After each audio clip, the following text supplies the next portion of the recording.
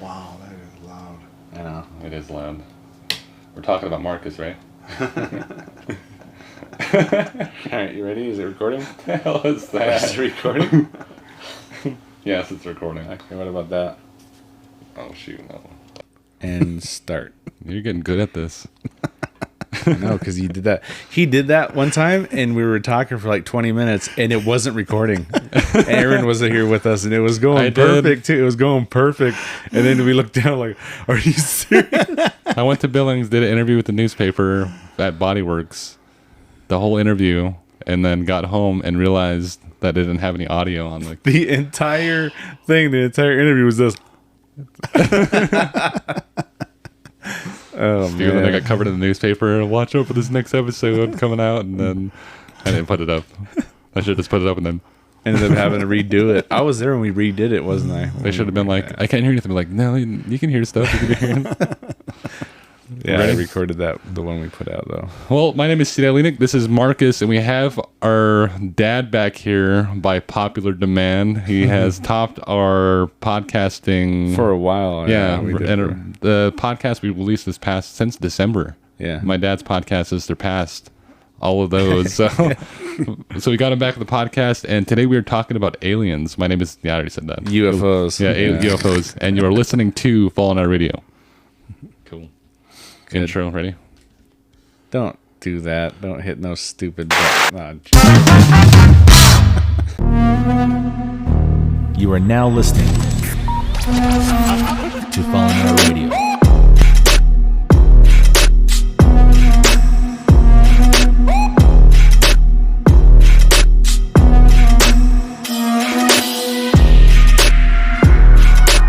Ladies and gentlemen, welcome back to the podcast. My name is T.T.H. This is Marcus, and you're listening to Fallen Out Radio. So I want to give a big shout out to our Patreon, Taisha Olet, and thanks so much for sponsoring the podcast. And today's episode, we're talking about how do you want to take this podcast? Do you want to talk about? He has stories, but do you want to get into like what's happening right now? I know you've been looking into those recently, right? Well, I mean, I know we can tie it all in. Right. But yeah, I want to get his stories out first, like right. Kind of tell those first. So because man, like we put this last episode out and it was supposed to be just Bigfoot stories, right? And then we ended up doing like half the episode ghost stories, right? And that episode just blew up on the podcasting platforms.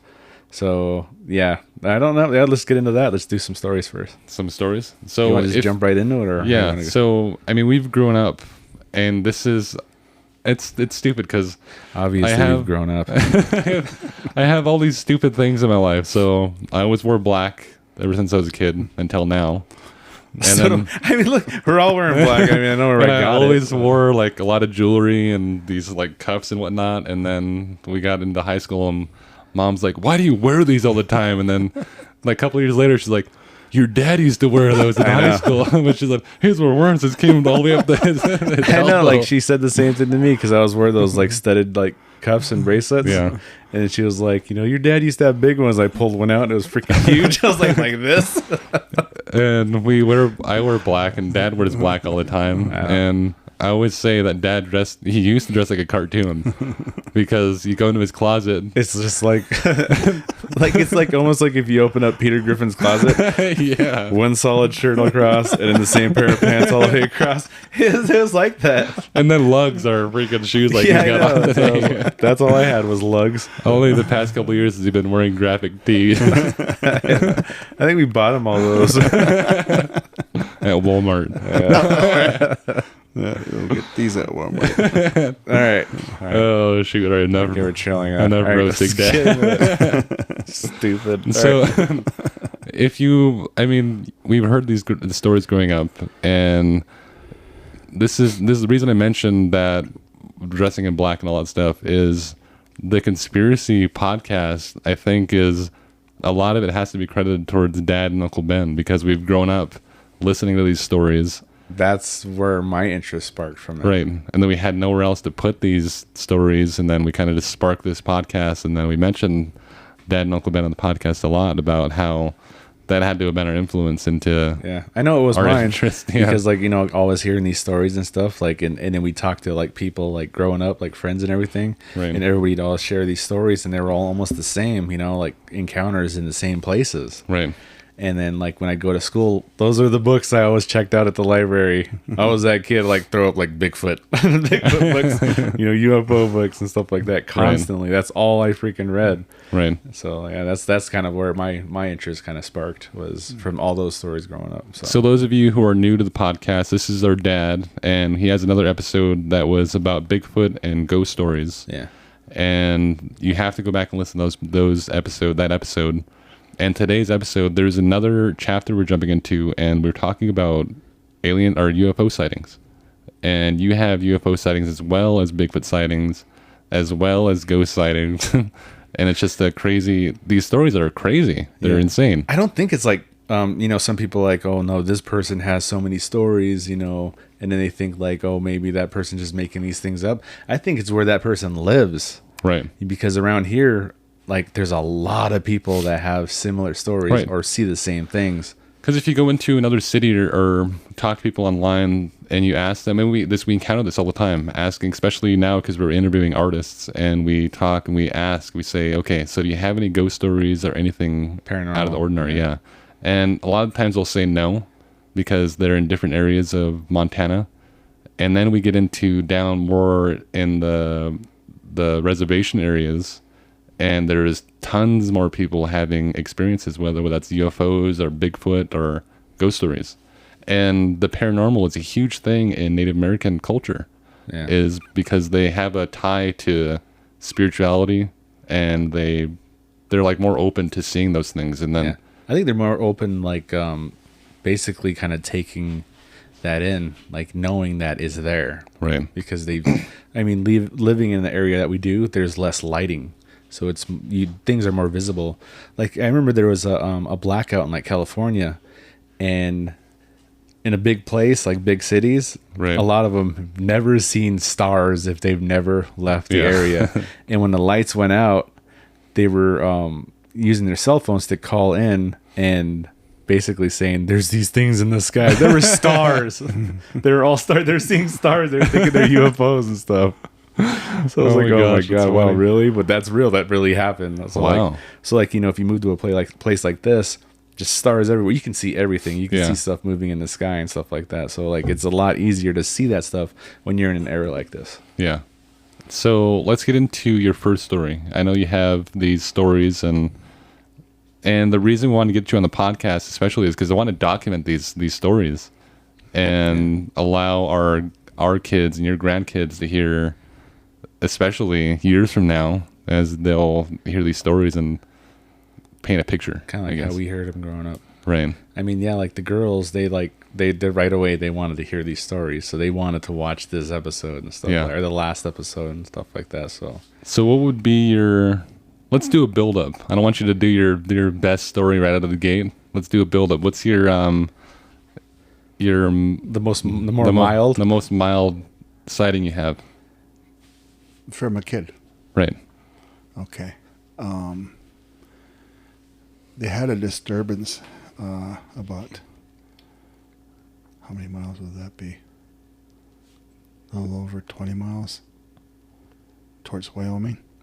A little town called Wyola. Mm-hmm.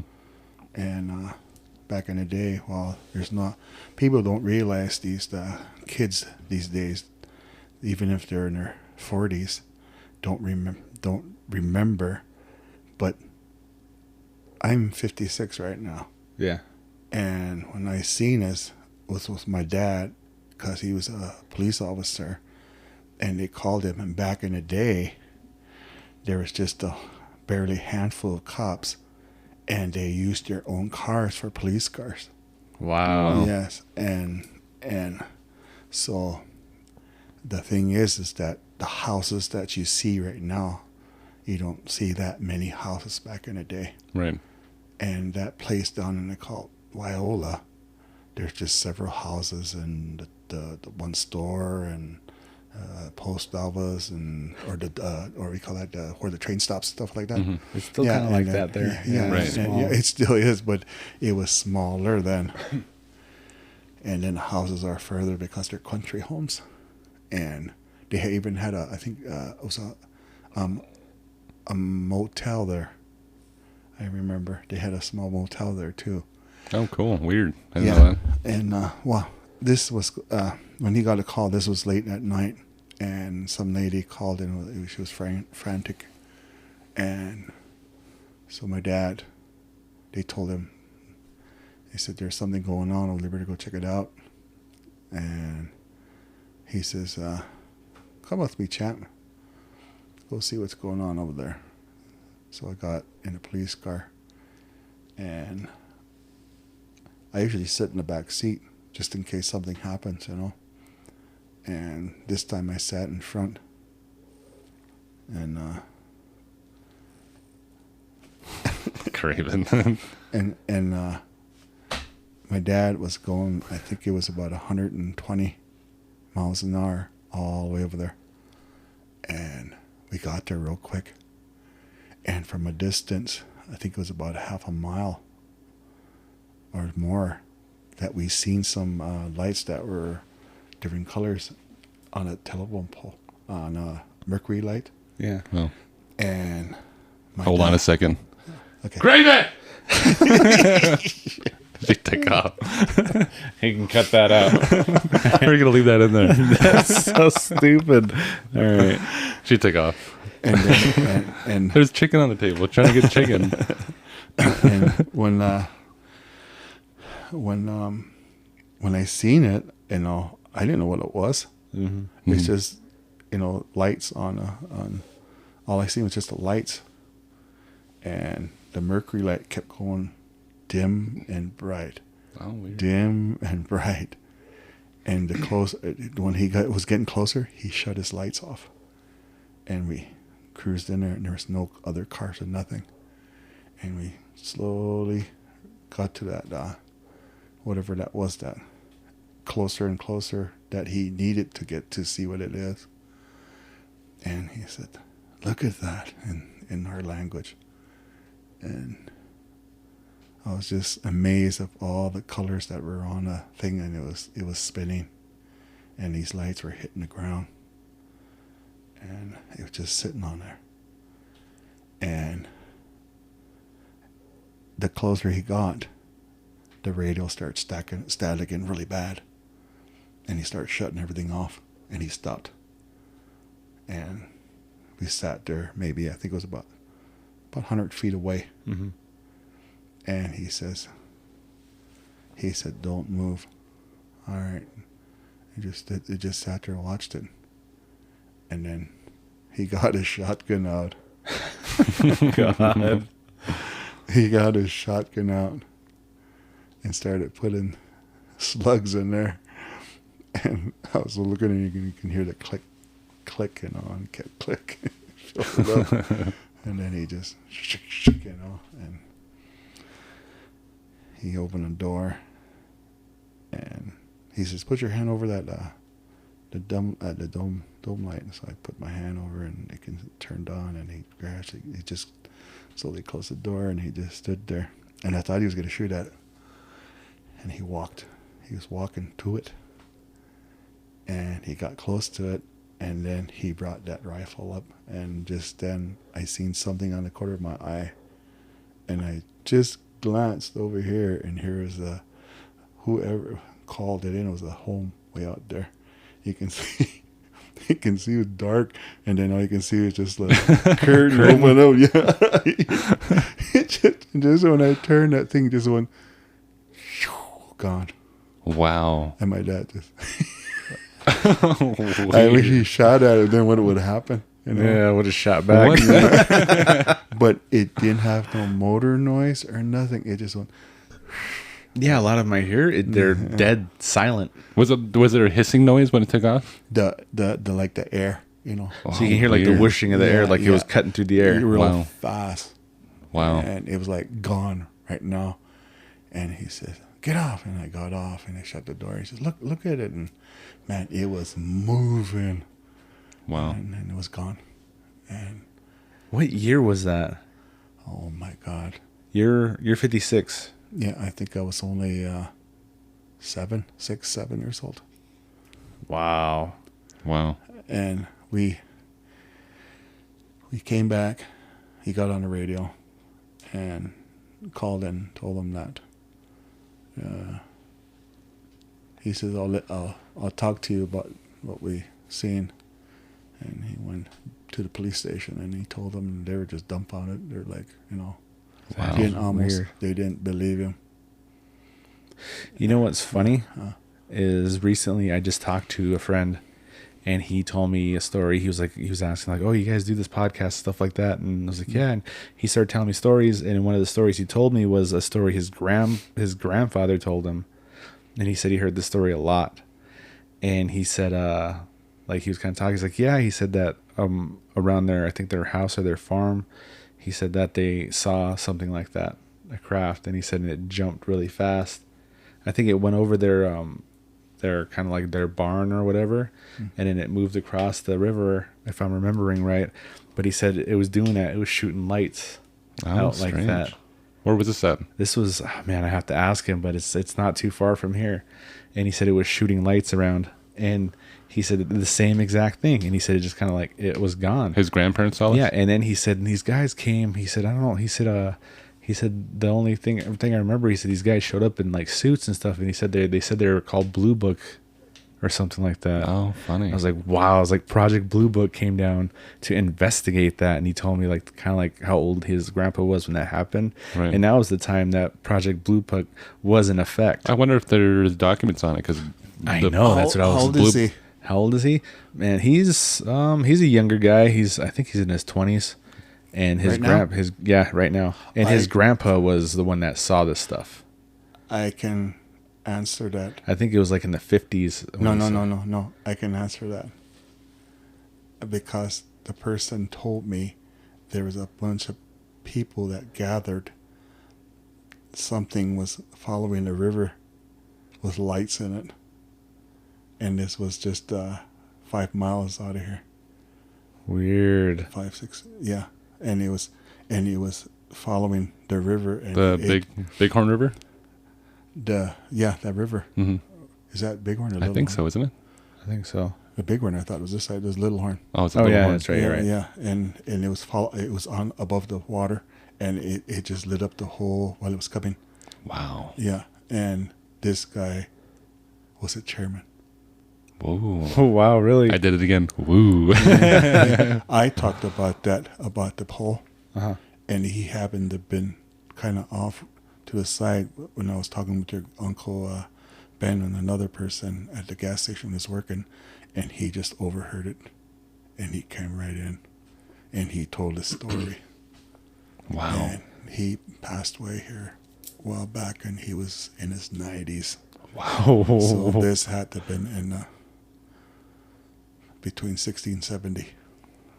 Wow. I'm gonna have to ask this guy what year that was. Because Yeah. he said he told him he said he knew the story by heart.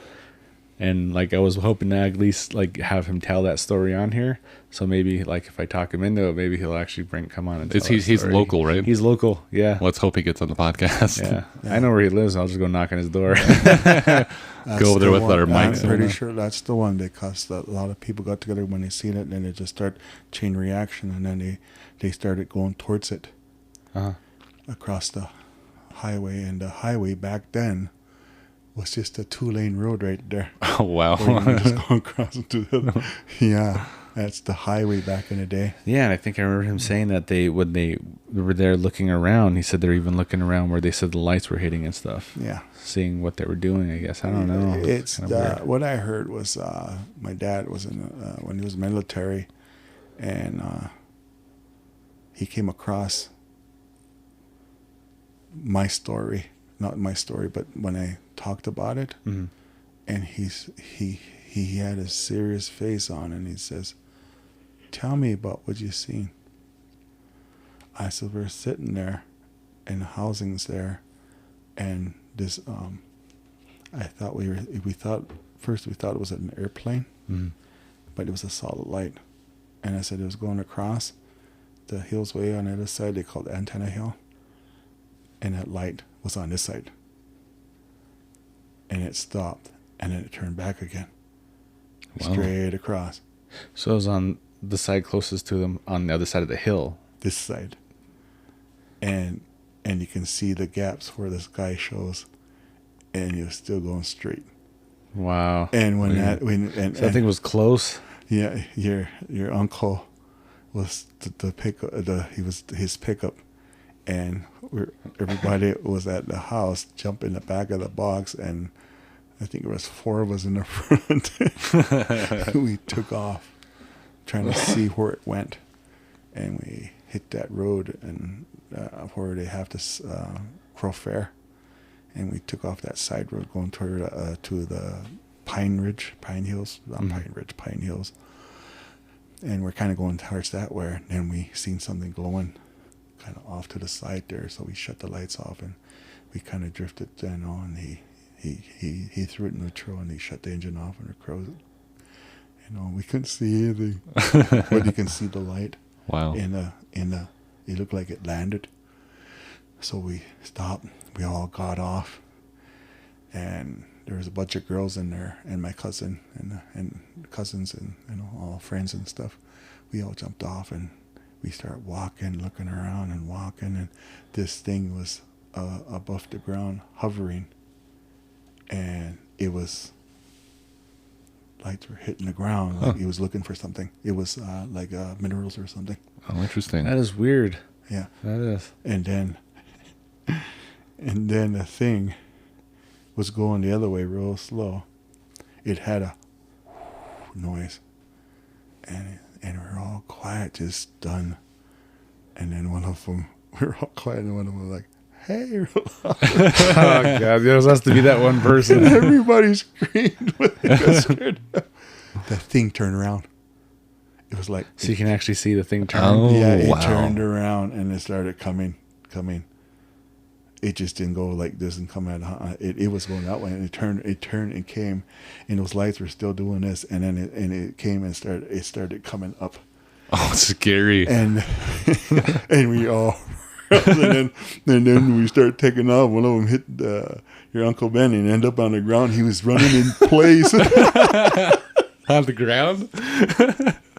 He was freaked out, and Oh, my God. he grabbed him. He was dragging him. We jumped in the pickup. This time there was 6 of us in there. They tried to pile into the truck. Nobody wanted to be in the back, like out in the open. Just running. Then they all jumped him in the back, and he started the truck. Everybody in. He says, "Yeah," and then he took off, and this thing followed us.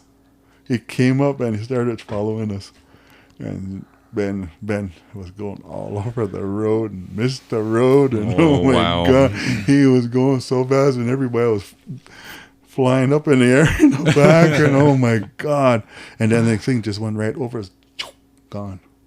Did it make a noise when it flew over you, or It's just like the same thing? whoosh, yeah.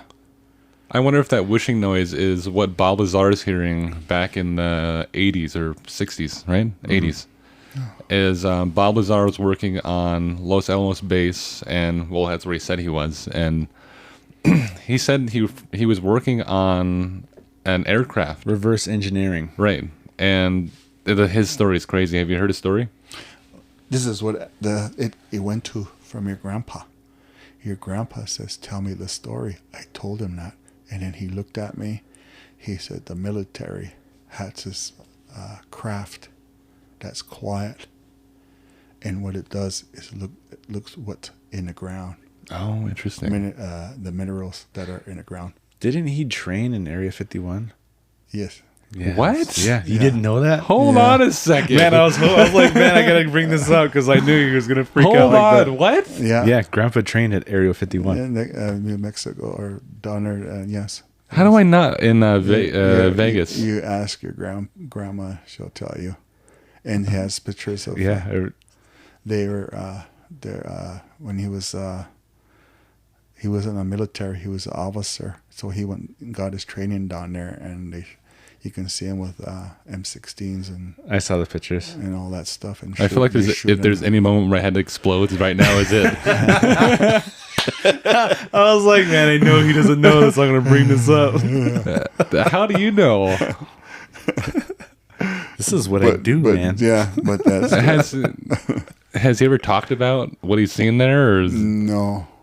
I wonder if he's. But all this that come upon, he knew something about that. He said the military had something that Wow. didn't make no noise, and he said there's lights that are. He said, was the lights on the sides just like that one we seen? And I says, no, the lights were underneath it. Wow. And they're hitting the ground. And he was a Marine. He was also a judge, right? Yeah, chief. And he's a police officer. He was a police officer. So he was a well-rounded and well-respected person in the area, and especially in his fields. And to know that now that he trained there. Yeah. Yeah, and the older people know that he's tough as nails. Right. And he doesn't get scared. Right. So the things that we go into and all that, because he was a diver, he was a demolition diver in the Marines. Right. And then that recovery too. No, when he got out, then he started his trade. He started using it for rescue and recovery of bodies in the water, drowning and all that stuff. So, and you, as a young boy, would go and help him recover bodies. Yes, I had a first hand, and the first one was it was a sad one because it was my cousin that drowned, and I think she was 4 years old, and the dog was playful, and when she got to the bank, the dog pushed her. Wow. And then I'm the one. We raked the river for a week. I didn't sleep for a week. Wow. Because we come back and kept breaking the river, and we put a fence down here in Hardin, and we raked it from where the dog took my dad. The dog was freaking out while that's when they had the flood back in 76, I think it was, when the dam broke. Right. And most of the people's we call that their basements were full of water, and they think that she got into that and couldn't get out. So there's a lot, and it just took off like people want to help and look for her. So they got together, and the dog. What my dad noticed, the dog was acting up. Wow. And kept crying and kept hitting, everybody like that. And they kept bushing it and all. And his dog was real playful. And it's my uncle's dog, his brother, the youngest brother. Mm-hmm. And here, my dad says, come with me. All right. So, and that dog took off down the road. And we're going, and he kind of said it under his breath, but I heard him. He says, this dog knows something. And we're walking, and the dog kept coming back to us and kept running, back, forth. And we walked all the way to this house that had a trail to the bank. And it was drop off, and then it was right there. And he said, stay right there. And then he started investigating. And he's seen some child's footprints there, shoe footprints, that didn't turn back. Wow. And he seen a dog, and it started whimpering and crying right there. Wow. And he says, this is where she fell in. And then that's where it started. And then that's my first hand of touching somebody that's passed, drowned. Right. We raked that river a whole week.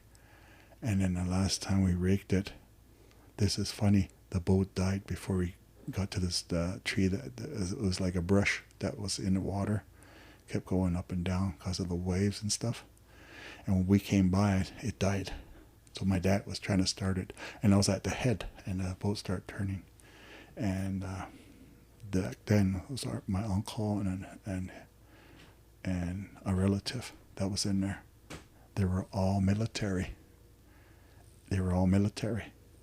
Wow. And one is a future chairman. And he was in there. And there were cops, all of them. when we're going like that, I was sitting at the head of the boat, and he was trying to start it, and we're going past that, just almost past that where that brush was going, and then it came like that. I seen the little hand, and that's when I screamed, "Dad!" and I ran and jumped past him and hit the water, and when I jumped off the boat, when I was diving to the body, my dad says, "Don't look at her face." Mm-hmm. And when I hit the water like this, I was looking right at her face, and she wasn't even gone. Wow. Yeah, because her eyes were open and just looking at me. And I grabbed her and her body was frozen because it was cold. And I just finally unloosened her from that brush. And it came up, the boat started. Remember I said the boat died? Oh, yeah, the boat died. Yeah. If that didn't, we probably missed her again. Wow. So like it like kind of died for a reason. It's like, I'm right here. Mm-hmm. That's crazy. Wow. And well, we turned back, or they turned back, and I still had her. And when I got to the boat, my dad and uncles grabbed her, and they put her in, it sounded like a log, huh? Mm-hmm. Log hitting inside the tinned Wow. boat. It's like, like, and then they grabbed me and threw me in. I think I was 11 years old then, and I mean, she was like, oh, their hands were like that, and I never forgot that. And I sat there, and they got quiet and took off, and he got on a radio and called the deputy sheriff here in town, and he was there, close to there, and he rushed to it. He's behind a forestry, and my dad just hauled butt right and hit that bank, and that boat was on the ground, and we stopped, and he sat there, and his brother was looking down, too, and he said, "Get out." Told him to get out, and because he's the oldest, and they got out, and I was still in the boat when they got out, and I was going to get out, and he helped me. He said, "Sit right here," and then he went over and picked up her dress, and you can see the scratch marks on her back, the dog. Oh, Wow. yeah, okay, I remember. And then he sat there, and then he got off, and he was sitting by, and that deputy came, and he was close friends with him, and he held him, and he started crying. It's the first time I heard my dad cry, and he just cried and just let it all out, and then I just sat there with the body. Wow. And growing up, when we're kids, when we go to the morgue, I was taught, if it's a close family, to kiss them on the forehead and say goodbye, touch their hand. And I was never scared to touch bodies. My dad's the one that taught me that. You taught us that growing up too. Yeah, I think that's why I was the same way, because watching you. Yeah, we still do that. Yeah, and it's like release, and it won't make you, it won't bother you of them being gone. Mm-hmm. It would just have a memory. That's how you take them further. Remembering them, you don't forget about them. It's always in your head, and that's what I was brought up, and that's why I wasn't scared or afraid. And then other bodies that we found, at the big dam and stuff, I was with my dad, and I got to do that, and I started seeing and how they say the bodies are coming up because of the gases that are in there, decompose and stuff. I got to see firsthand of that. Wow. How they start coming up, and their hands are kind of halfway up, and they're off the ground, just gradually coming up every day. So if somebody drowns and they can't find them, that means they're stuck under a log or something. Because my cousin happened that to her, and we missed her, where she was jammed into her log. Wow. And then here somebody just happened to go and see that spot, and here she was in there, but she was gone for, it was a summertime, I think it was. Yeah, it was. And she was already decomposed pretty good, you know what I mean? Mm-hmm. So I had first hand of recovery and stuff, and then they asked me, does this bother you? My dad, or they're Christians, you know, Pentecostal, and I was taught never to bother ghosts. Okay, don't you know, like, hey, you know, they started. You almost scared me just now. and that's what they taught us not to do. Yeah, Okay? right. Because there are spirits. My dad told me, he says, there are spirits that all they needs to be a little pull on them. They said they're going to start bothering you. Yeah. Kind of that acknowledgement, I think, Right. is what it is. Yeah. And the thing is, then they asked me, is it the when you touch the bodies that are in the water or whatever, and you go see the bad accidents that these people died, you know, because I seen the accidents, real bad accidents, car accidents, people thrown out, half gone, people that were smashed on train and their bodies smashed, and the train's parked on top of them, they're still alive. And they bring the wife, and I seen it. When my dad went over there, and they brought the wife in to say her goodbye. Wow. And then that train pulled and he died.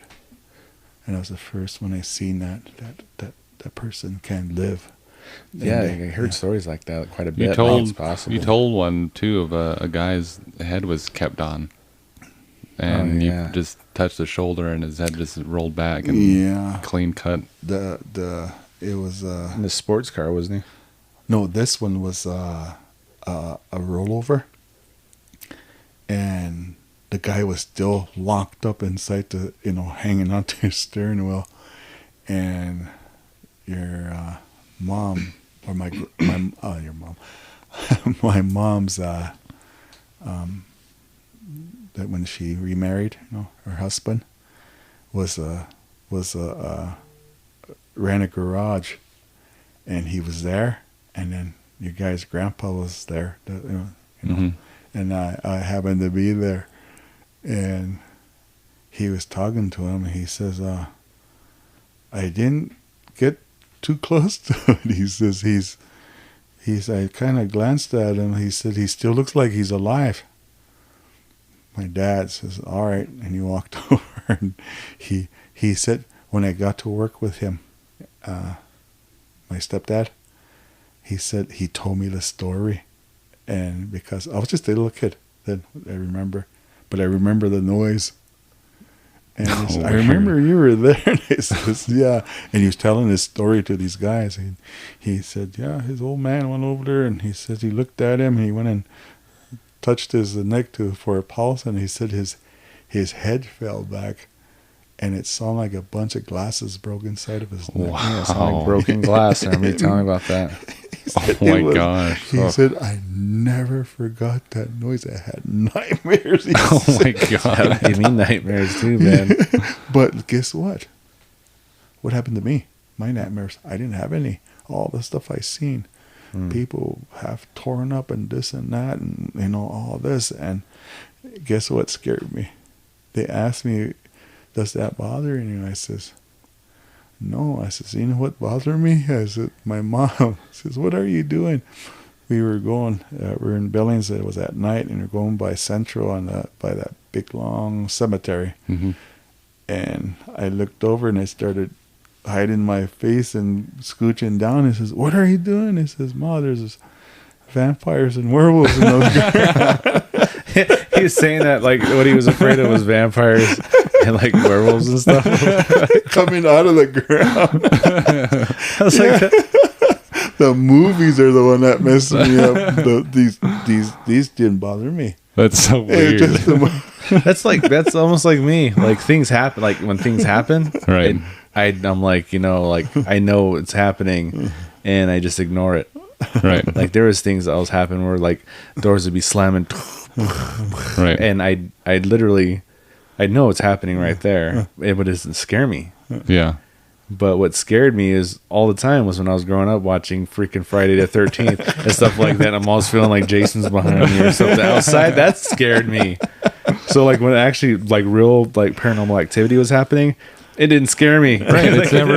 It's never bothered me either, but come this Halloween, Marcus. I know, like we're going ghost hunting. Like I got creeped out. We're gonna see. I mean, we witnessed firsthand. We're gonna put Marcus to the test.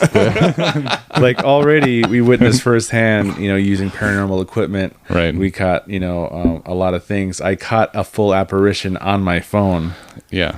It looks like a Scooby-Doo phantom. Oh, This thing literally, you could see it. There's things that happen in this house, and it's like it happens all the time. I know. I mean, I can do things like that, and it's like it doesn't bother me. I mean, I literally went into Zach Bagan's basement, Right. and that didn't bother me.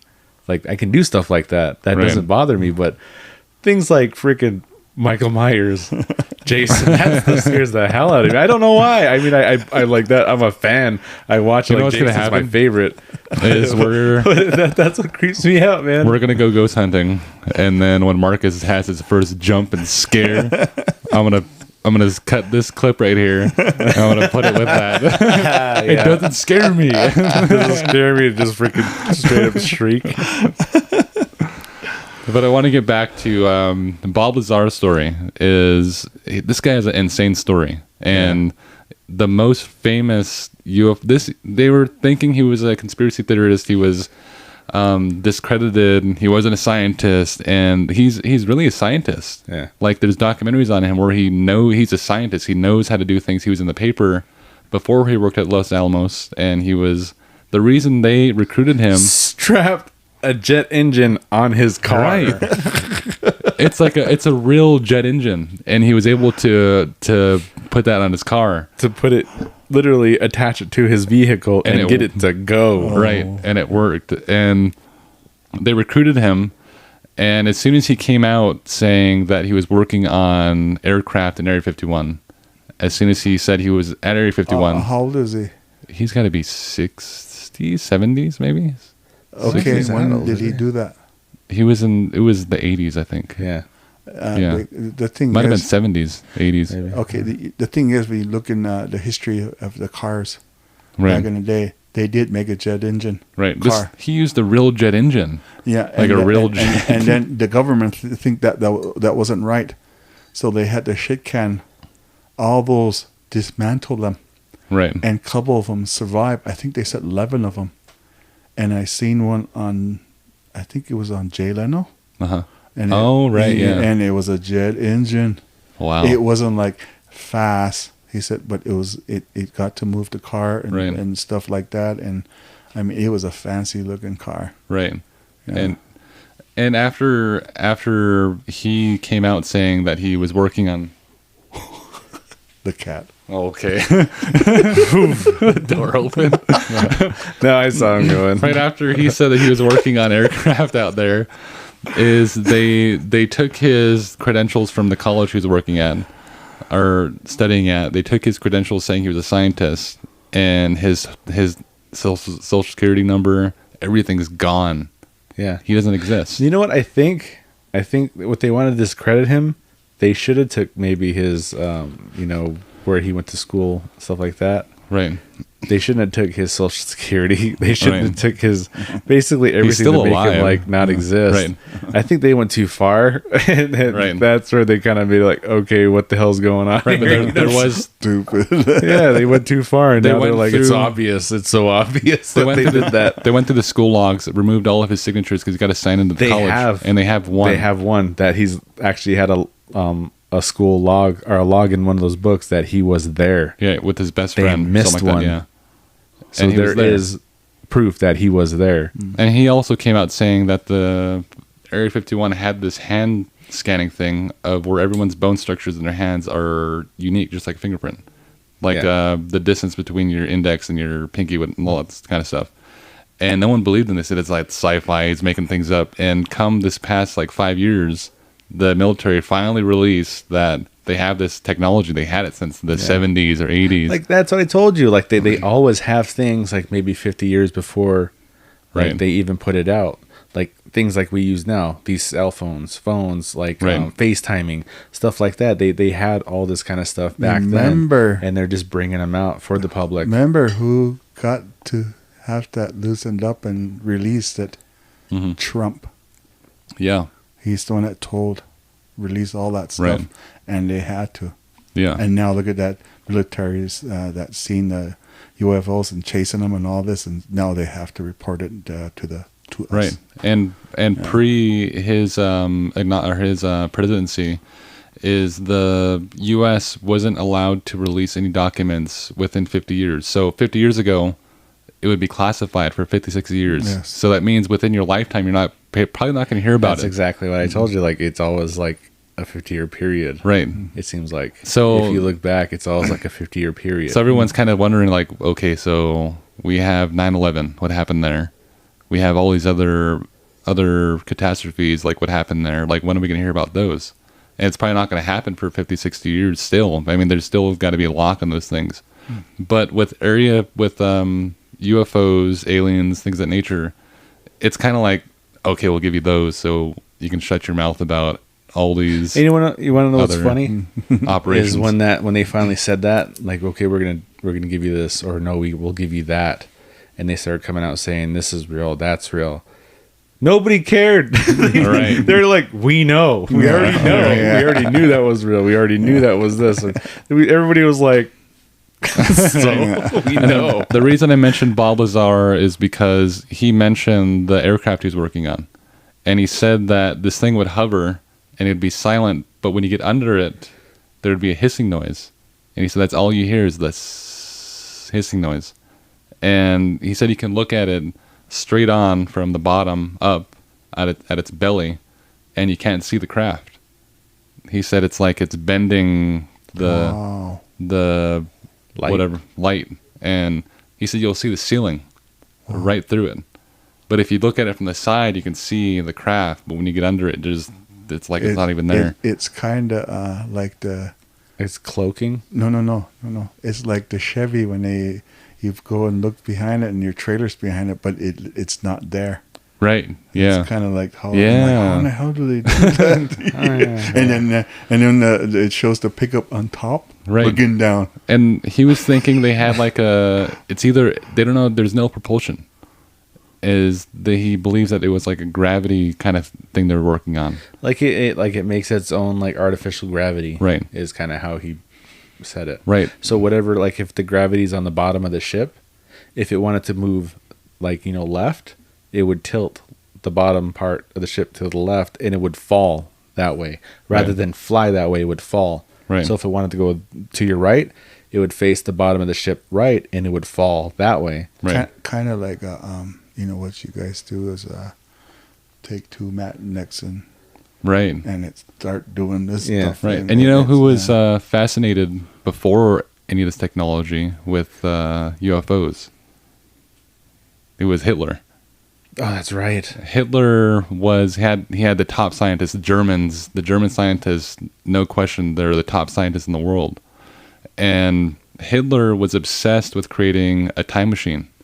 And what he did was he made like a serious like UFO looking thing, right? Yeah. And that's and right. he was obsessed with time traveling. He was obsessed with these aircrafts, and the speculation was he was able to make a machine. There's photos of it. There's photos of it actually working and him actually using these propulsions. And they said that he was trying to use gravity in some way, right? Wow. So back then in like the 20s, 30s, Hitler era, so they say, okay, he built the machine, right? Okay. This machine's real, it's documented, but it disappeared back then. And it resurfaced in the past 10 years in a mountain. Yeah. And they don't know how it got there, and it was pristine condition. Over there. Right. Kind of like he actually got it to work, and it just like right to now. Yeah. What they've been doing is trying to find all this stuff that Hitler stashed. And he used the railway Okay. Right. And some of the railways been moved around, and they said they had documents of this is kind of weird, huh? When they made Captain America, when he was in that stealth, Oh, right. that was real. Hitler made that. Yeah. It was huge, and when they found it, it was in a cave, that was parked there. And think of that from there, and then our stealths are made. Yeah. It's like almost like they reverse engineered it, like Yeah. how Bob Lazar said he reverse engineered this craft. Right. But it's funny how you say that he wanted to use gravity Yeah. for this craft to propel this craft, and all of a sudden Bob Lazar is trying to reverse engineer a craft that uses gravity to propel itself. Right. So this is like kind of what I was talking about when I was telling you, like, everybody heard this before. Cito freaked out about it when I said that I don't believe aliens are what we believe, Right. what people perceive them to be. Like, I think there is, like, maybe a living organism on a planet, another planet or something like that, but not like this big old giant freaking humanoid. Like, So you don't think aliens exist? I don't think that's maybe they're not to that extent, but I believe there's probably something out there. I believe that. Okay, so there's something out there just growing another planet. Is that what you're saying? Okay, no. What I'm saying is I don't believe they're the ones that are actually piloting these crafts. I don't think that. I don't think it's them. So, but I think it is like maybe government, military, or people like Hitler that would want to build something like that. right, but Bob Lazar was on credit saying that these machines were shot down by aircraft. Yeah. And there was one predating. This was thousands of years. Yeah, but that's the thing that kind of always gets me is like, okay, I think of this theory in my head, like, okay, maybe it's government, maybe it's Right. military, maybe somebody built it like Hitler, and maybe we got our hands on it and we reverse engineered it to use that technology. Right. Maybe the Tic Tac is just somebody testing this thing out. you Right. know? I do believe Stuff that. like that. I believe. Well, you're getting into two different things here. You're trying to say that aliens are a different thing, but you're also trying to talk about how these aircrafts are military and alien, which they are. Yeah. And- I'm not saying that these crafts are alien. I'm saying these crafts are, are Right. military. Yes. Or either some really like freaking evil genius like Hitler that's trying to build something like this. Like, Right. that's kind of like where I always kind of see it. Maybe he's alien. No. I'm always thinking That's like, where you're taking us right now. no, that's not where I'm taking this. What I'm saying is I think that these crafts that we're seeing aren't alien or extraterrestrial in any Right. way. Maybe they're some kind of man-made craft. Right. But it's just something way ahead of their time. Yes, I That's believe like kinda those what I theories think. too. But every time we come back to, okay, they found these hieroglyphics or these like Native American, petroglyphs, stuff like that, Right. that are showing alien crafts. Yes. That's where my whole theory starts falling apart, because I'm like, okay, well, why do they have that? so you're getting into two different fields here. Because we know, we know Egyptian have them even too. Egyptian. All right, let's put a pause on Marcus here for a second. No, shut up! I'm trying to work through this. He shut the wrong one off. All right, so like that's what I'm saying, because like when we get into like Native American legend, lore, their stories and their history, Right. is they always write what they see. Yes. So that's where my theory of this being the government could fall apart, because if this is like the government or military or somebody like Hitler making these things, this predates them by 1,000 years. Right. So I'm trying to get a hold on that what thought always falls apart you're on trying me. to say. I don't know what you're trying to say is so you don't believe aliens are flying the crafts, but you believe they did? No, that I'm saying, like, I want to believe that it's not them. Right. You don't Because I don't want to believe that they're actually flying these crafts, like something Right. came from a different planet and flying these crafts. I want to believe that they're military, something more Right. tangible in a way. So everyone's alien sightings, things of nature. How would you debacle that one? I would say like I always want to believe that you see like something like. So are you trying to say you don't believe in aliens right now? Is that what's happening?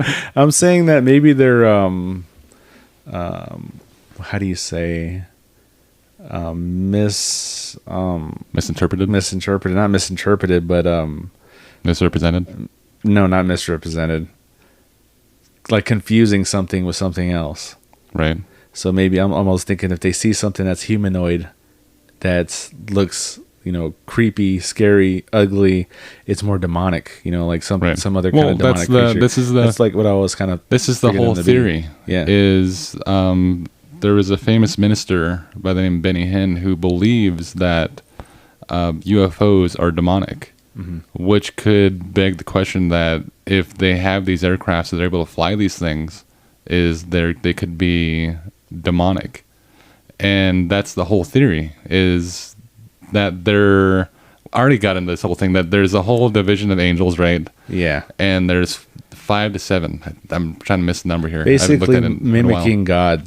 Right. And there's also divisions of, this isn't a proven theory yet, there's divisions of demons, but there's the demons mentioned in the Bible are portrayed as having the body of a man and horse bodies. That's how they were portrayed. Like a centaur. Right. And Minotaur. Right. Type deal. Yeah. And these predated humans and also predated the dinosaurs. And this was in the creation of the earth. And this is in Genesis. Genesis 1 was they already creation. Inhabited the earth. Right. Genesis 1 was creation. Genesis 2 was restoration. Is the earth was void and without form, meaning that something happened, because God doesn't create anything that's not perfect. So between Genesis 1 and Genesis 2, there was destruction and or Satan's falling. And later on in Genesis, it talks about God turned the earth upside down and all its inhabitants, meaning that's where the demons come from now. Yeah. And so there's like this, and there's also fallen angels, which are basically archangels. That's where I kind of came out when you were talking about how demons were disembodied. Right. You're saying, so like, no, what they're seeing, what people are seeing aren't demons. Then you were like saying, like, maybe they saw something that looked like a rake, right? And you're saying that can't be a demon because demons are disembodied. And that's when I told you, well, what's a fallen angel? Right. And then he was like, blew his mind right there. He was kind of like, oh, well, maybe that's what they're seeing, know? But it's demons can't manifest as a full-bodied person, like us as a person. But angels can. Yeah. And fallen angels could have that power. I don't know. Yeah, it's that's like what I meant. It's like you can't go into those waters if you don't know yet, because if you don't have those scriptures, you don't have those backings on it, then you can't say it. Yeah, that's why I said it's just a theory. Right, it's a theory. Yeah, devil's the fallen angel. Right, yeah. He is, and he was the only angel to have 2 positions in heaven. He was an archangel and he was a worshipped angel. Yeah, which means he was the only one given the. He was like the head of their worship. Right, he was the only one who was permitted to walk on the footstones of God's throne, and he was God's favorite. Yeah, and didn't he think he was too good? Right, looking, and then everyone thinks that everybody thinks that the first sin of the Bible was what the hell was it? Murder? No, it wasn't murder. That's Cain and Abel. That's before Adam and Eve. Adam and Eve was that's where the first sin, they say, right, disobedience. But the first sin of the Bible was actually jealousy. Yeah, is the devil was jealous of God, and that's what happened. And he got cast out. Right, and this is where you get the whole theory of the angel, or the Sparta hit him. And this is where you get the whole theory of this is our theory. I mean, Zeus kicked him out. Okay, we're getting like way off. All right, and this is I haven't heard this theory anywhere besides our podcast, because I've studied demonology growing up. I've studied the angels growing up, and this is the only, we haven't read this anywhere. There's no theory out there that depicts demons as being alien or aliens being demons. I heard one other person mention that he believes the same thing. Right. And he actually has a podcast too. Oh, cool. And so when I heard that, I was like, okay, somebody else kind of thinks the same way, because when they brought up aliens and stuff, he's like, well, my whole take on that, and he said he believes that kind of stuff is demonic. So I'm like, okay, so I'm not the only one that thinks that, like I think that stuff like that is demonic. That was just like a new theory, like what I was saying, like maybe that's just government, that like recently came up within the past, like when we started doing this stupid podcast. So before that, like what I thought was maybe it's demonic, maybe these things that we're seeing are demonic. because they're saying I was thinking that maybe what they were doing, like what these like demons and stuff were doing, was trying to make people question God. Right. Like, well, okay, if God created everything, God created Earth, then what are those? Yep. Right. Trying to make you question that. Yes. And that is like one of the main things that the devil or demons would try to get you to do, is to try to question God. Right. And question your belief and question what you believe in the Bible and stuff like that, you know? So Right. I feel like that's what is one of their goals was to try to make you question that. And the funny thing is, the Pope, and in recent years, has declared that UFOs are angelic. Yeah. And this sparked a huge controversy across Oh man, that was like across all these ministers talking about they're not angelic and they believe they're demons or demonic and things of that nature. And they're trying to pull that in and saying UFOs are angelic. That's what we're seeing. We're seeing angels fly, which doesn't align with biblical beliefs. It's like you don't see angels, right? Paul, we're trying to get into like a whole freaking biblical thing here, but Paul was Would you say about not seeing angels? you can see angels, right? Okay. The angels do visit you because they visited prophets in the Bible, things of that nature. No. I'll throw this at you. You'll Okay, make you let's do it. Okay. Yes, I do believe you can see angels. I believe they can visit you and you can see angels. No. Right. This is how it came in, and I was scared. But when the scared went away because I knew what it was. Mm-hmm. Okay, I came home in the morning from work about 4 a.m. Right. and it was quiet in town, and got to the trailer, and your Uncle Ben was next door in his trailer, and I knew he wasn't up, and I got in the house, and I started just getting ready to, Yeah. and then I was gonna, use the bathroom, and I mean, when you tell a story, you know right to what had happened, Right. the story, and somebody's making it up, you'll know. Mm-hmm. But when somebody goes to what happens, you remember Right. all the way to that, but not past it. That's kind of weird Mm-hmm. how you don't go past that memory. It's from one start to then. And the thing is that when I was in the bathroom, it had big gaps on the door. I remember that house. Yeah, and the bottom. Yeah. And then It was like about an inch high almost. yeah, Right. and then our bedroom had that big gap on top, and so I was in the bathroom, and I was, I was human, and I was ready Yeah. to use number 2 sat on a pot, Yeah. and just ready to go. And then guess what? I see the light. The hallway was dark. The bedroom was dark. The whole trailer was dark. Just the bathroom was on. Okay, Mom had the whole lights off in there, and Dolores was I think she was only 2 or 3. I don't remember, but she couldn't sleep, so she was sleeping with Mom. And the thing was, I was going, and then I seen the light, and it looked like a spotlight. Mm-hmm. Real slow. And I says, why does he have a spotlight next door, I thought he was messing with me. But the spotlight, there was 2 windows in that trailer. Those weren't near that bathroom door. Yeah, Right. and yeah, it was sideways.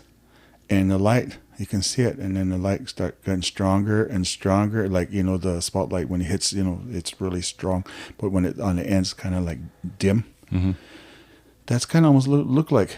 But when it caught my eye, it was like the bottom and the top. I was like, and then it got brighter and brighter and bright. It was at the door. Wow. And I was like that, and next thing you know, I seen light in the bedroom, and our windows are covered because when I sleep, it's always dark when you sleep better. It's still covered. Let's hang Yeah. And I caught it as like this, and the light was dimming on this side, but it was in the bedroom. Then your sister woke up and started laughing and talking. Wow. It was comforting Right. her. And it just sent chills up Were you scared? It almost, when it happened like that right Yeah. there, and then I felt comfort, Right.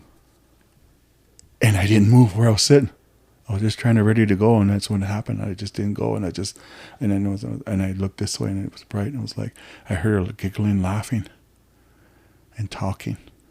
Wow. And then the light start fading out, and I just stood up and went right out into the bedroom real quick. Wow. And baby was already laying down. I mean, she had been propped up to laugh and talk. Weird. And here I shook. Your mom woke up and, what is it? I said, you better hear this. And I was so overjoyed, I almost cried. And she said, what is it? And she sat up and baby girl still, I mean, she was just out. And a light, and she knew it right away. You seen an angel? He came in the bedroom and talking with Dolores. And it just touched me so hard that I wouldn't believe it. Yes, angels will come in to comfort. Yeah. That was just because Christianity is strong in a family. It protects what you do. And Mom used to put anointing oil in all four corners of the boundary of the property.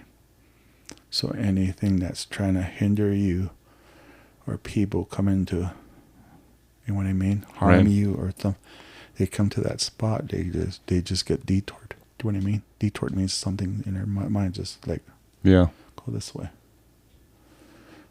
And the people that are Christians know that about, you know. Yeah. And when that happened, and she says, and then she was all, you know, lit up because when I said, Rachel came in. Wow. And Dolores was laughing and talking. And then she said, what happened then? And then the lighting just started fading, and then it got quiet. Wow. And then I'm in here. So that's what happened about visiting. Right. You go to the whole story there. I wasn't trying to say that you don't get visitations to angels or don't see angels. Is you don't see them flying like a UFO. No. You don't see them out there lurking in When the he fields. came out, No. when he came out and said that they're angelic, Right. like I got the image in my mind. What he was trying to say was that there's an angel piloting a freaking Yeah. UFO, and I was like, "What the hell?" You know? Right. That makes you mad.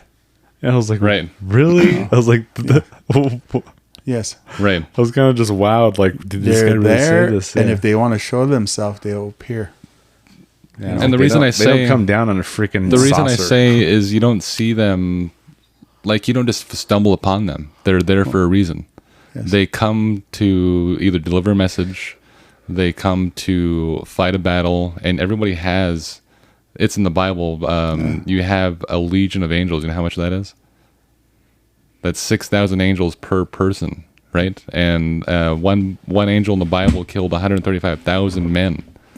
But you don't just stumble upon them. Paul was he was persecuted because he wouldn't reveal what he saw when he had his visions in heaven, seeing these angels.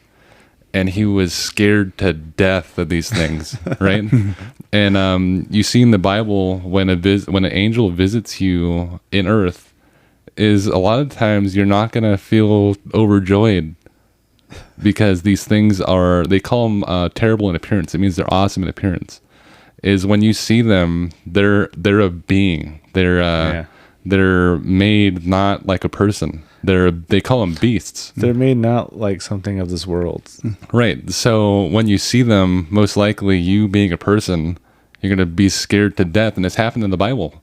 Is they were scared when they seen Jesus walking in the water. Was it Paul or who saw him walking in the water? He was in the boat. Oh man, I can't remember. And he saw him on the water and he thought he was a ghost and he was scared to death on the boat, even though it was Jesus walking in the water. Is that you can have these experiences. So if people are seeing certain things like this, are they seeing an angel? Are they seeing a demon? Are they seeing alien? Is a lot of times you don't really have that grasp on which one it is. Yeah, what you're seeing. And you have all these experiences and people, and I don't believe that UFOs are angelic. I don't believe that so, they're, and I don't believe that them seeing these, and there is videos of people seeing fallen angels of what they categorize as like a demon. Well, it is basically demonic as an alien. And how do you categorize those between aliens? It's like it's hard to blur those. Like there's this one I told him, like, he hates this video. There's this guy, it comes in his backyard, you can see it, and he said this thing was in his house before. Yeah, Dad showed me that one. Yeah, and then and he had that video. Remember the Bigfoot gray entity where that thing's lurking in his backyard and it's hunched over and it's like crawling, recording, and then he has his iPad recording in his backyard, and he calls his pastor, and when the pastor starts praying, this thing starts reacting. So that's how you know right there. That's a red flag. That thing is demonic. It's reacting to his prayers. Yeah. If you even say the name, like they they say if you say the name Jesus, it'll throw him back 50 feet. Right. Yes. Every time he said. And when this guy started praying in tongues, this demonic looking entity started flinching and twitching and started backing up, and it started crawling back into the darkness. Right. And that video creeped me the hell out, man. I'm not gonna lie, man. That creeped me out. Right. Stuff like that would creep me out. Do you remember what I talked about of what happened in the house? Which time? When I said when I woke up and I didn't want to wake your mom, but somebody was standing right there in front of me. And I remember. And the weird thing was about this person standing there. What I seen was like this, looked like a beast. The show when Wolverine, that other guy that was blue. X-Men, you're talking about Beast. Yeah, the blue one. His outline, his hair and everything, the buffed and all. He was standing there right there in the doorway, and I thought, I didn't recognize and I thought somebody came in the house. So it looked like kind of like the outline of that Beast character. Yes. And just when I turned and when I was gonna sit up, I thought, and this person, you can hear him breathing, and then he started coming closer, and that's when I knew something was wrong, because I started getting really scared. Wow. And then that's when I said, Jesus, real loud. He went back and right into my face, and he said, Jesus doesn't have your back. And I said, Jesus, real hard, because you have to have faith. Yeah. And I just did it without fear. And I just said it this time. And then he laughed and left. Wow. And your mom wasn't, sleeping very good. And that didn't wake her up. Wow. She was still asleep. The house was dark. You usually have the TV on. Yeah. It was dark. The whole house was dark. And I thought the power went out, and I turned and the clock was still on. So we got my dad here to tell stories about UFOs. So Alethea's writing me now. She's tired. So let's get into another UFO sighting that you had. Okay. I'll push this one right to where I was working. When I was loading my trucks and all, the coal mine. It was about 2 a.m. I'm pretty sure. And something caught my eye when I was loading, and I kind of glanced way up, and because we were about close to 100 feet down in a pit. And I was like, what is that? And I was staring at it, and I stopped actually. And I talked to the truck drivers. Hey, he says, what is that up there? And then he says, what do you see? And I says, something's hovering above the trees about 100 feet. I said, it's going real slow above the pit here. And that truck driver got off, and he says, what is that? Looks like a drone. He says, do they make that big of a drone? Oh, weird. And it was going real slow, huh? And it's like, wow, and then it had a light on it that was just, it stayed on. But you can see the outline of it, shadow. And it was huge. And it was going real slow, maybe about 10 miles an hour. Wow. And it was going real slow, and we're watching it, and it was going down, I think, northeast. And we had a guy that was down there about 2 miles down. And it was about, I think it was about 5 minutes. And I started loading, and they're talking, and on pretty soon he says, "Hey, Al." He says, "Your UFO showed up over here." He says, "Holy cow!" And then the boss didn't even say anything, And the guys started chattering to each other and all. And he says, "Is that light that's staying on going, that?" And he says, "Yeah." He says, "Right here." And he said, "He's right." He said, "You can see the outline like a shadow, but there's a light that's on." Oh, weird. And it's going really slow. He said, "There's no planes that go that real slow on it." And I was like, a drone. Yeah. But that drone's big and on. And then I thought that would be the last time I seen it. The next night showed up again. Same spot. Wow. Over again. How big do you think it was? Oh my God. They always measure it at arm's length. So if you were to go arm's length and put a penny or a dime in your hand, how big would it be? Okay, it was 100 feet above me, and then another 100 above the trees. It was about like this. Wow. So that's big. That's Yeah, big. and then the light was right in the center somewhere there, and it was bright, and you could see it just it Wow. was going. That's massive. That is massive. And then when he got to him, you can tell he was kind of a little shook up. Hey, and then the next night it did it again. He said, "Hey," and there was nobody in the pit. It was just me. Oh, wow. And so I had a flashlight. It can do nothing at all. I just flashed into the air. I was like, yeah. And I told him on the radio. I said, "I'm flickering there and nothing." I said, "But it's not shiny." Wow. And it was just going slow again, going that way again.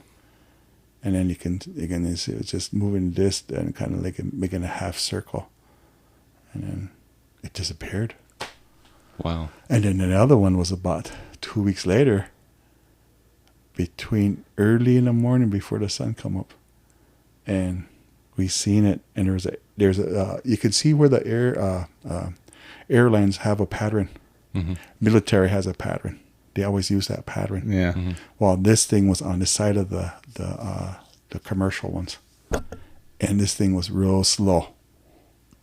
Wow. And we seen one going ahead of it, and like it was going and all, and then they seen it, and they said, "Hey," and I asked this lady, and she was up on top, 100 feet drilling.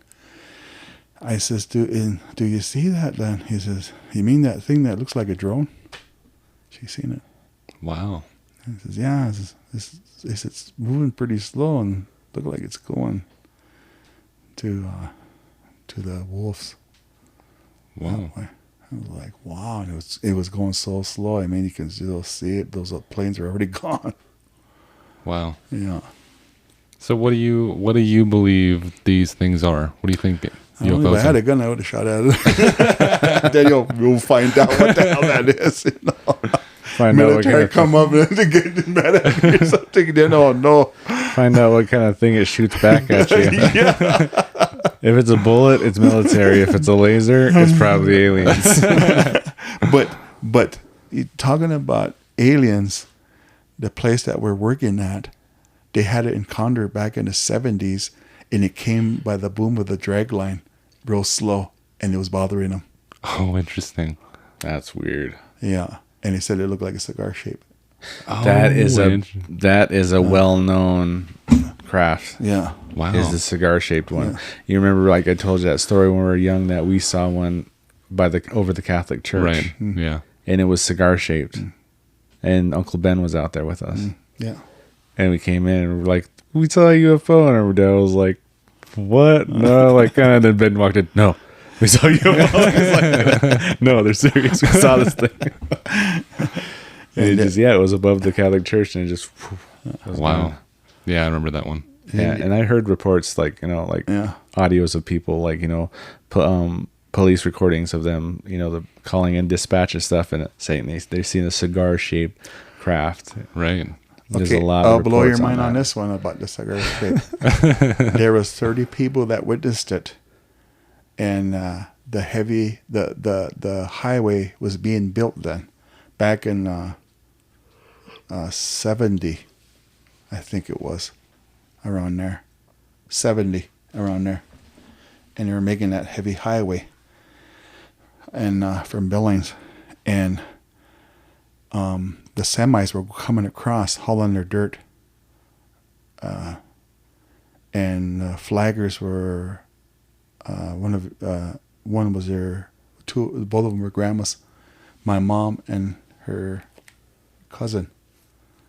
And they were flaggers that night. Your grandpa come to check on them because those truck drivers were mean. And to them, not the truck driver working, the people that are cross-country truck drivers.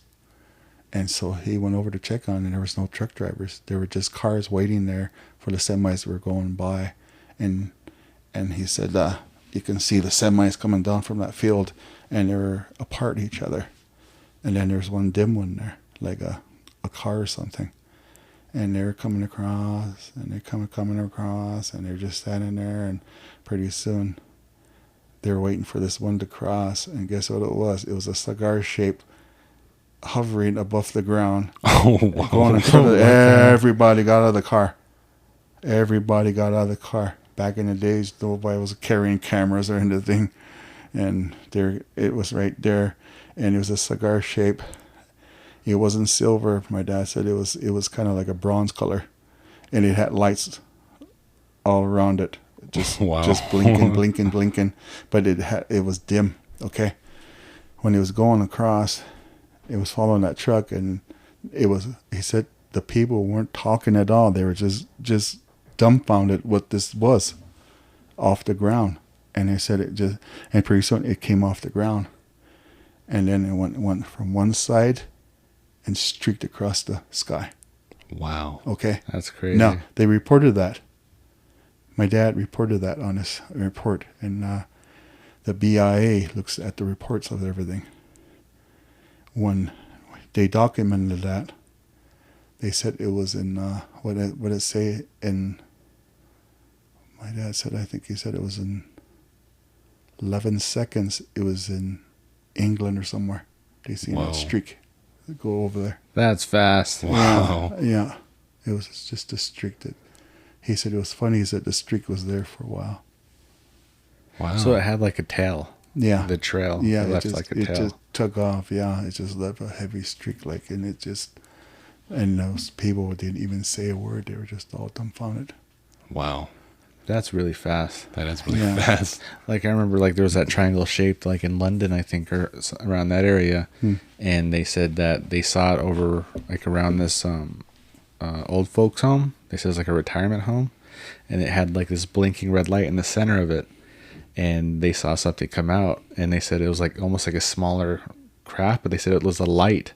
They said every time that blinking light on the ship would blink, it would blink in unison with that little thing coming out, and it was going looking in all the windows. Wow. And then it went back up in the ship, and then that ship took off. And then literally immediately after that ship took off, they said it was like, maybe a minute or so later, it was reported being seen like 100 miles away. Wow. And then from there, another place a couple 100 miles away. Interesting. It was going like all in one night. It was reported like in so many different towns and cities, hundreds of miles away from each other. Wow. The same craft. So these things can move, man. Yeah, they can move. So what do you say? About what? Is that it for now? Their headset's crooked. I don't take it off 'cause I thought I heard something. You thought you heard something? Yeah. Do you? So Dad's definitely going to be back because he has more stories. There's a lot more. You have more UFO stories, right? I'll try to remember some of them because I try to, you know what I mean? Yeah. Jeremy, every time I ask you guys or to remind me of this because I don't want to leave it out. Right. Now we always do that too. Like we're talking, I'm like, oh man, I forgot to tell this or say this story. I always want to write it down and then come here, and then I can go down the line and all. You can do that too. Yeah, we should do that. That's what I'm trying to do. Yeah. For me, so I can have all that out, because all this is there, and now, back then in the years, you don't have phones, right, and hand phones and everything, and then now look, everybody has everything. right, Yeah, everybody has a camera on them. Yeah, back in the day, you see Bigfoot, and then it's just a witness that's with you, right, and you don't have cameras, hand phones and stuff, And these days, sometimes you'll forget, you're so amazed of seeing it, and it's, oh man, my phone, and it's surprising what, I see some of the stuff that people show on that, and I was like, hey, wait a minute, this looks what I seen, or this is what I heard yelling. right. And stuff, and I was like, wow, this is real, this is what I heard, this is this, and yes, it's out there, Right. and that's what I mean, So these days are all. we'll do our best to remind you, because you are over the hill and getting up there in age. One last gut punch for me. That's one to go out with. So like we'll do that. Like next time we'll try to make it like have a list, and then we could just go through and just hit these stories. Right. Because this podcast was all over the place. It was. We jumped everywhere. It was a good podcast. No, you did. I was just trying to like get this theory out, and then just tell you why this theory kind of falls apart on me. And then Zeus kicked out the devil. I know. And then we ended up getting into Hitler and Zeus and God. Now we know beings. Marcus isn't really good at articulating arguments, because one little poke and he's like,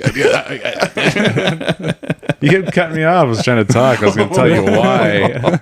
Say, okay, this is why this theory falls apart on me. I'm not like, this is what I believe. Turn that back on. You're an idiot. what I was going to say is just quickly mentioning those UFO videos of Tic-Tac that just came out. Is they said those that, have been around for a little while.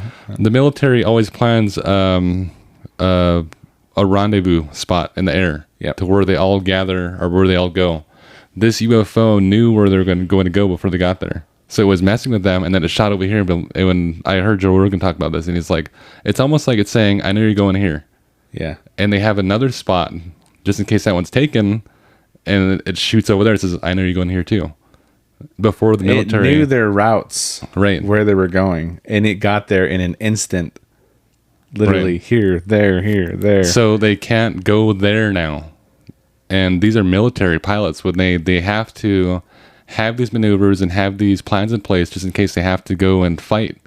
And this aircraft is saying, I know you're going over here, and I already probably have a plan for if you go over here. And now they have another spot, and it shoots over there saying, I know you're going here too, and I have a plan for over here too. And this aircraft is doing that. It's scary. It scares him. It wouldn't scare me. No, I would I'd be ready to fight that thing. Like, I've been waiting for this. Man, you're just all sorts of yoked up on this thing. Mark's all yoked up, being like, I'm not scared of ghosts. Nope. That's how everybody get back to the base, and I'll just freaking have Highway to the Danger Zone queued up on the radio. Hit that and just... No, I'm sorry. I'll give him like a total Ricky Bobby answer. Marcus got a little trying to do a two-hander thing there. It's more of a one-hander there you got there. Like, no offense, but I'm going to do some flying. So we can end the podcast there. My dad's going to be back on the podcast, and we'll get his notes ready. And I mean, we've been doing this artist series, but we're trying to cover artists and trying to give them exposure. And we always ask them if they have a ghost story, just to keep it on brand. And for everyone listening out there, and you're hearing all these artists out there, and you might.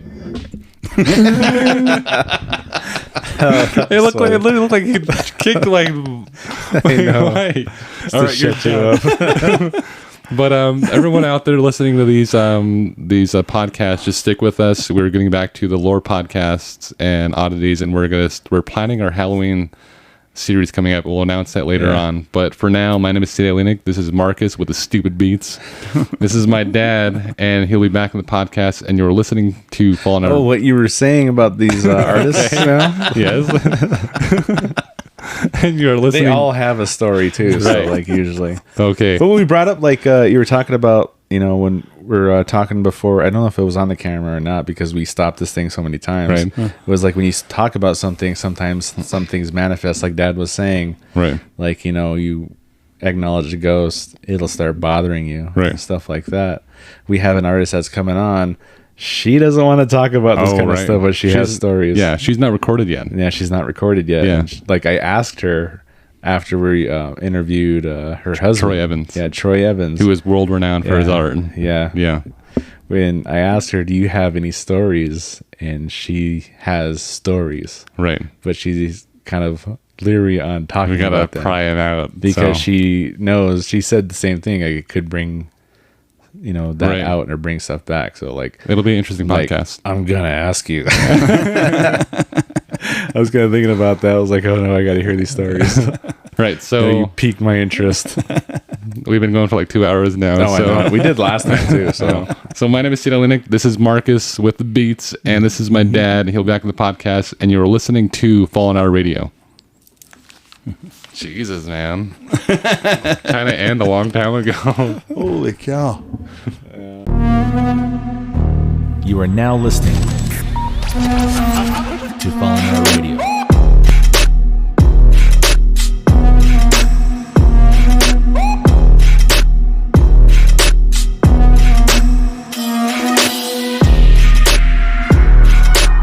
Ladies and gentlemen, welcome back to the podcast. My name is T.T.H. This is Marcus, and you're listening to Fallen Hour Radio.